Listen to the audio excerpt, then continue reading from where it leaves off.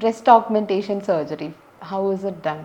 Okay, നമുക്കിപ്പോൾ ബ്രോഡായിട്ട് നമുക്ക് ചിലപ്പോൾ അൺമാരിഡ് പേഴ്സൺ ആയിരിക്കും, ചിലപ്പോൾ മാരിഡ് പേഴ്സൺസ് ആയിരിക്കും, ചിലപ്പോൾ ഫോർ സം റീസൺ അവർക്ക് ദേ ലോസ്റ്റ് കോൺഫിഡൻസ്, ബ്രസ്റ്റിൻ്റെ സൈസ് ഭയങ്കര കുറവാണ്, അപ്പോൾ അവർ ഓഗ്മെൻറ്റ് ചെയ്യാൻ വേണ്ടിയിട്ട് വരുന്നുണ്ടായിരിക്കും. അതാണ് കോമൺലി നമ്മൾ കാണുന്നത് സിസ് ജെൻഡറിൽ വരുന്ന ആൾക്കാർ.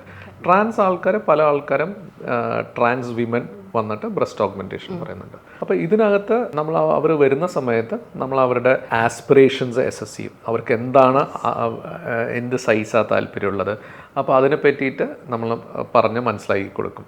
ഇത് ചെയ്യുന്ന യൂഷ്വലി 2 ടൈപ്പ് സർജറീസാണ് ചെയ്യാറുള്ളത്. ഒന്ന് ഫാറ്റ് ഇഞ്ചെക്ഷൻസ് ചെയ്യാറുണ്ട്. സോ കൊഴുപ്പ് ഒരു സ്ഥലത്തു നിന്ന് എടുത്തിട്ട് നമുക്ക് ബ്രസ്റ്റിനകത്തോട്ട് നമുക്ക് ഇഞ്ചെക്ട് ചെയ്യാൻ പറ്റും. അത് വൺ സോൺ ഇതാണ്. അപ്പോൾ അതിനകത്ത് വേറെ വലിയ ഇഷ്യൂസും കാര്യങ്ങളൊന്നുമില്ല.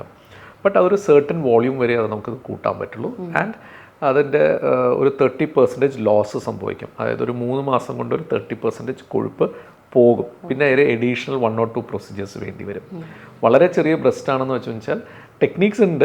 നമ്മൾ എക്സ്റ്റേണൽ സ്കിന്നിനെ എക്സ്പാൻഡ് ചെയ്യുന്ന ഒരു ടെക്നീക്ക് ഉണ്ട്. എന്നിട്ട് ഫാറ്റ് ഇഞ്ചെക്ഷൻ ചെയ്ത് കുറച്ചും കൂടി നാളെ നിൽക്കും. അതല്ലാന്ന് വെച്ചാൽ സിമ്പിൾ സാധനം വെച്ചാൽ സിലിക്കോൺ ഇംപ്ലാന്റ്സ് വെച്ചിട്ട് ബ്രസ്റ്റ് ഓഗ്മെൻറ്റേഷൻ ചെയ്യാം. ഇപ്പോൾ ഒട്ടുമിക്ക ആൾക്കാരും അവർക്ക് സമയമില്ലാത്തത് കൊണ്ടും മൾട്ടിപ്പിൾ സർജറീസ് അവോയ്ഡ് ചെയ്യാൻ വേണ്ടിയിട്ടും അവർ സിലിക്കോൺ ഇംപ്ലാന്റ്സ് ചെയ്യാറുണ്ട്.